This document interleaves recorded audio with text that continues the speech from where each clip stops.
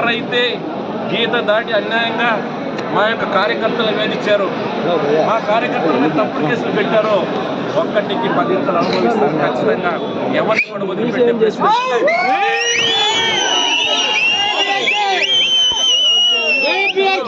ఎన్ని తప్పుడు కేసులు ఏ విధంగా ఇబ్బంది పెట్టినా పోరాటం చేయడానికి ఖచ్చితంగా ప్రతి కార్యకర్తను కూడా కాపాడుకుంటాం.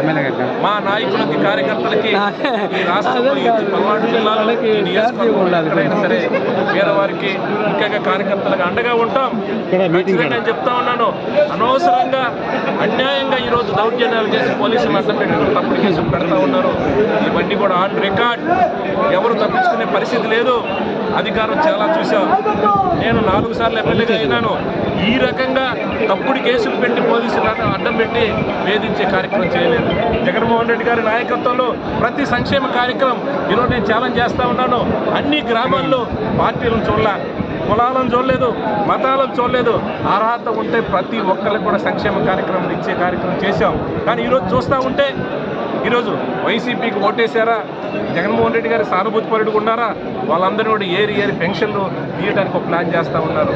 ఒక్క సంక్షేమ కార్యక్రమం కూడా అమలు చేయకుండా ఈరోజు ఎవరైనా సరే సంక్షేమ కార్యక్రమాలు ఇవ్వండి, మీరు ఇచ్చిన హామీలు, మీరు ఇచ్చిన సూపర్ 6 అమలు చేయండి అని సోషల్ మీడియాలో ఒక చిన్న పోస్ట్ పెడితే ఈరోజు వెంటాడి వేధించి కేసులు పెడతా ఉన్నారు. ఇది మంచి పద్ధతి కాదని కూడా ఈ కూటమి నాయకులు నేను కోరుతూ ఉన్నాను. నిజాయితీగా చేయండి. నిజంగానే మమ్మల్ని మేము ఇచ్చాం 2,70,000 కోట్ల పైచిలకు సంక్షేమ కార్యక్రమంలో ఇచ్చాం. 1,30,000 మంది ఒకేసారి సచివాలయ ఉద్యోగాలు ఇచ్చాం. మేము 5 సంవత్సరాల కాలం 2,34,000 మందికి ఉద్యోగాలు కల్పించాం.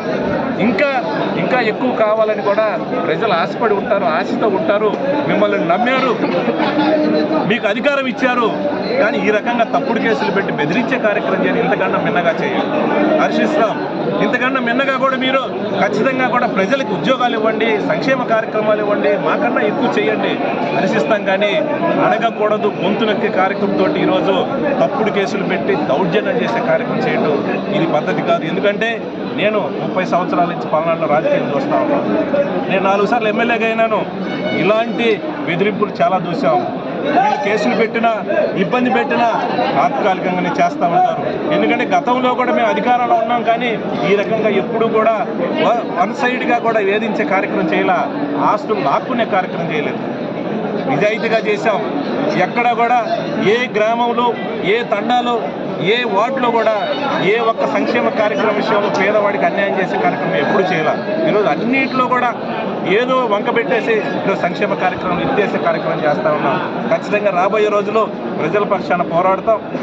వాళ్ళు ఇచ్చిన హామీలు ఏదైతే ఉన్నాయో సంక్షేమ కార్యక్రమం 100% ఇచ్చే కార్యక్రమంలో ప్రజల పక్షాన అన్ని విధాలా కూడా మేము పోరాటాలు చేస్తామని కూడా ఈ సందర్భంగా తెలియజేస్తా ఉన్నాం. నేను చెప్తాను, మాచర్ల నియోజకవర్గంలో ఉండే పార్టీ నాయకులకు, కార్యకర్తలు అందరినీ కూడా ధైర్యంగా ఉండండి. ఏదైనా సరే మనల్ని ఇబ్బంది పెట్టిన వాళ్ళు ఎక్కడికి పోరు. ఖచ్చితంగా ఈ పోలీసులను అడ్డం పెట్టుకొని ఏదైతే మనల్ని ఇబ్బంది పెడతా ఉన్నారో ఆ రోజు వస్తుంది. ఎవరైనా సరే తగిన మూల్యం చెల్లించుకోవాల్సిందే, ప్రశ్నే లేదు. ఉందాం, ఎక్కడ కూడా మనం అన్యాయం చేయలేదు. కాకపోతే లోపల ప్రచారం చేసి, తప్పుడు ప్రచారం చేసి ఏదో జరిగిపోతుందని వాళ్ళ అవసరాల కోసం నమ్మించే కార్యక్రమం చేస్తూ ఉంటారు. కాలం చాలా విలువైనది. ఖచ్చితంగా రాబోయే రోజుల్లో ప్రజలందరూ తెలుసుకుంటారు. ఏదైనా సరే నేను ఈ కూటమి నాయకులను నేను డిమాండ్ చేస్తూ ఉన్నాను. విద్యుత్ ఛార్జీలు వెంటనే తగ్గించాలని డిమాండ్ చేస్తూ ఉన్నాను. పేదవారికి ఏదైతే నువ్వు బహిరంగ మీటింగ్లో చెప్పావో ₹1 కూడా కరెంట్ ఛార్జీలు పెంచం, ఇంకా తగ్గిస్తామని కూడా చెప్పిన మీరు కూటమి నాయకులు చంద్రబాబు నాయుడు గారిని నేను కోరుతా ఉన్నాను. మీరు కరెంట్ ఛార్జీలు తగ్గించండి, పేదల మీద భారం మోపొద్దండి. ఎందుకంటే మీరు ఇచ్చిన హామీలు అమలు చేయండి. అంతేగాని ఎవరు మాట్లాడితే వాళ్ళని రివర్స్లో పోలీసులు అడ్డం పెట్టుకొని కేసులు పెట్టే కార్యక్రమం చేయొద్దు. ఎందుకంటే ఇంకా రాజకీయం చాలా ఉంది. ఈ అధికారం శాశ్వతం కాదు. ఎందుకంటే నేను గతంలో తెలుగుదేశం ప్రభుత్వం అధికారంలో ఉన్నప్పుడు చూసాం, కానీ ఇంత దౌర్జన్యంగా కూడా ఎక్కడ లేని పరిస్థితి. ఈరోజు ఎవరైతే పేదవాళ్ళు ఉంటారో, ఎవరైతే చిన్నవాళ్ళు ఉంటారో, ఎవరైతే అమాయకులు ఉంటారో, ఎవరైతే వీడు నన్ను ఏం చేయలేడనంటే వాడి మీద దౌర్జన్యం చేసే పరిస్థితి, అన్యాయం కూడా బెదిరించి డబ్బులు వసూలు చేసే కార్యక్రమం చేస్తూ ఉన్నారు. అందరూ కూడా ప్రజలు గమనిస్తూ ఉన్నారు. దయచేసి ఈ సందర్భంగా మనందరం కూడా వైసీపీ పార్టీకి సంబంధించిన కార్యకర్తల నాయకులు అందరినీ కూడా కోరుతా ఉన్నాం. మనం ప్రజల పక్షాన పోరాటం చేయాల్సిన అవసరం ఉంది. రాబోయే రోజుల్లో కూడా అన్ని ఉద్యమాల్లో చురుగ్గా పాల్గొని ఏదైతే ప్రజలకు ఇచ్చిన హామీలు ఈ ప్రభుత్వం చేత అమలయ్యే విధంగా కూడా ఒత్తిడి చేయాల్సిన పరిస్థితి ఉందని కూడా ఈ సందర్భంగా తెలియజేసుకుంటూ ఈరోజు ఈ కూటమి నాయకులని ఈ ప్రభుత్వాన్ని మేము డిమాండ్ చేస్తూ ఉన్నాము. దయచేసి ఏదైతే మీరేదో తప్పుడు లెక్కలతోటి మీకున్న మీడియాతోటి ప్రజలను మభ్యపెట్టే కార్యక్రమం దయచేసి చేయొద్దండి. మీరు ఏదైతే 15,485 కోట్ల రూపాయలు ప్రజల మీద రైతుల మీద భారం మోపి వాళ్ళని యొక్క గుండెల మీద తన్నే కార్యక్రమం ఏదైతే చేస్తామో దయచేసి అది మానుకోవాలి. మీరు అన్నమాట ప్రకారం ఏదైతే కరెంటు ఛార్జీలు తగ్గించాలని కూడా ఈ సందర్భంగా తెలియజేస్తా ఉన్నాం. ఎందుకంటే ఆ రోజు తెలియదా లేస్తే జగన్మోహన్ రెడ్డి గారు ఏదో చేశారు అందువల్ల మేము పెంచుతున్నామని స్టేట్మెంట్ ఇస్తూ ఉన్నారు. దయచేసి ఎలక్షన్స్ ముందు మీకు తెలియదా? అనుభవం ఉన్న నాయకుడు నేను ఈ రాష్ట్రానికి 14 సంవత్సరాలు ముఖ్యమంత్రిగా చేసుకున్న చంద్రబాబు నాయుడు తెలియదా అని అడుగుతా ఉన్నాను.